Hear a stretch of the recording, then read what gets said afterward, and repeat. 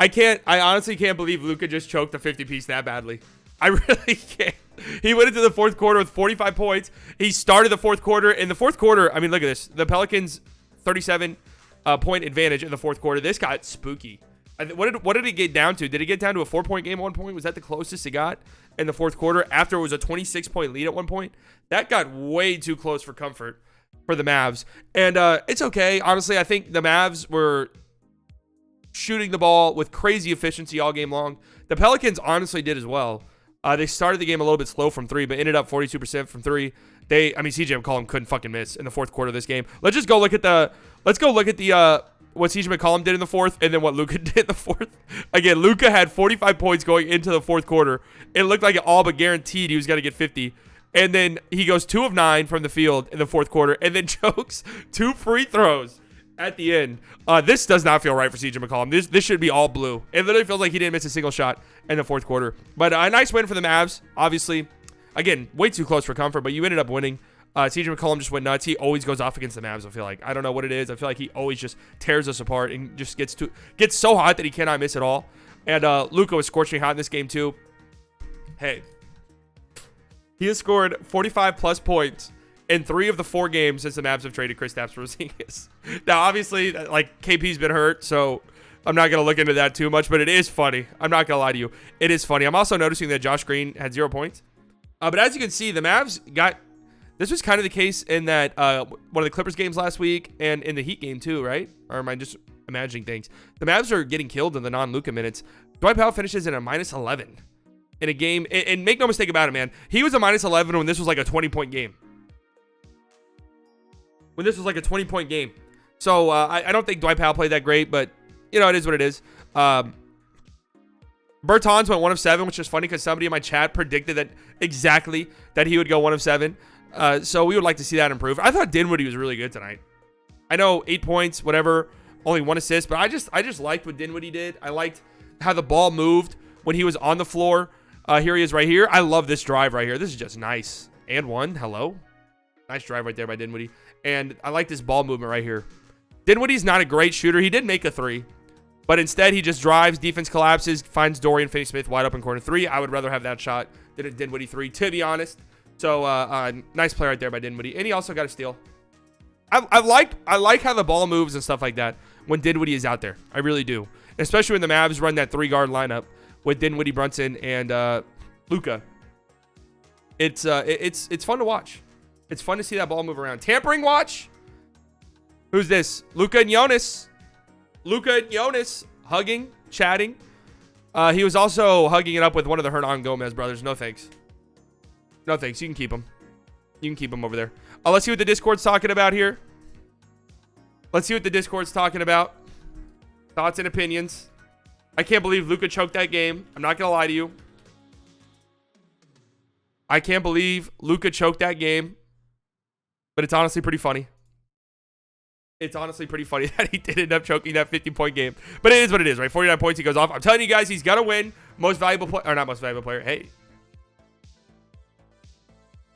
Am I speaking it into existence? He's going to win Player of the Month in February. I feel very confident about that. And once that happens, we are really going to begin our push. I've already begun it.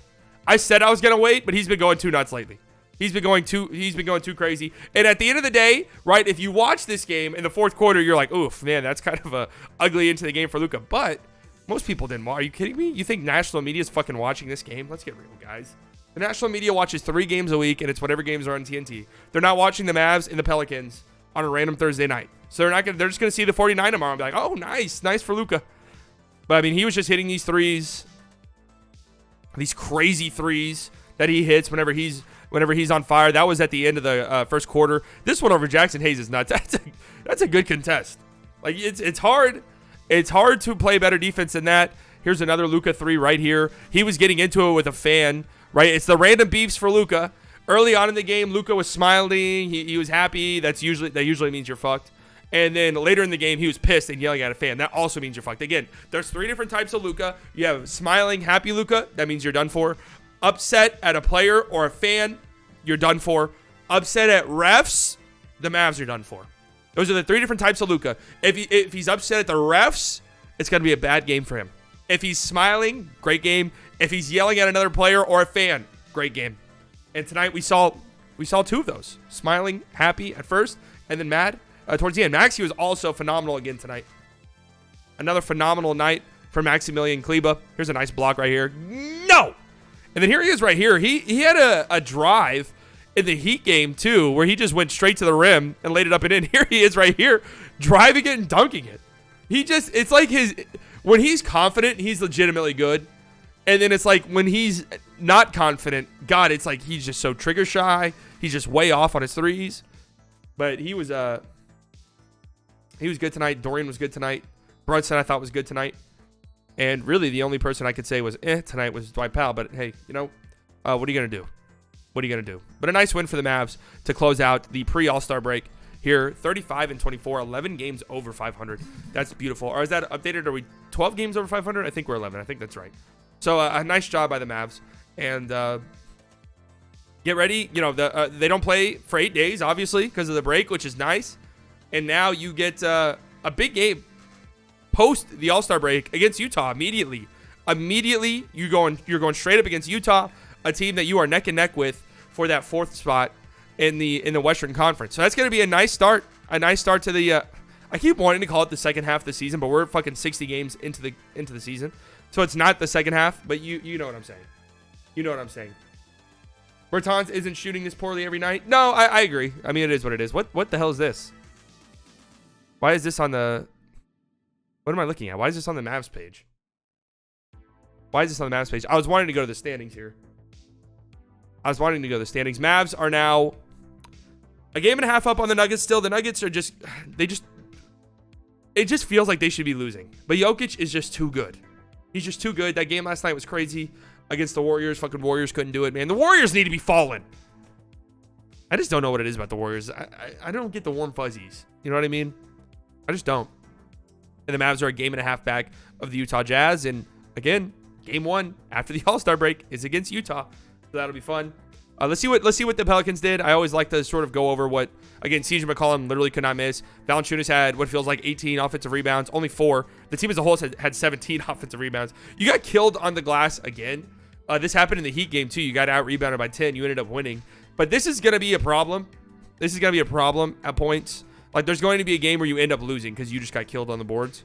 And I don't really see a way they solve that between now and the end of the season. There's not going to be a guy on the buyout market that wants to come here that's going to fix that.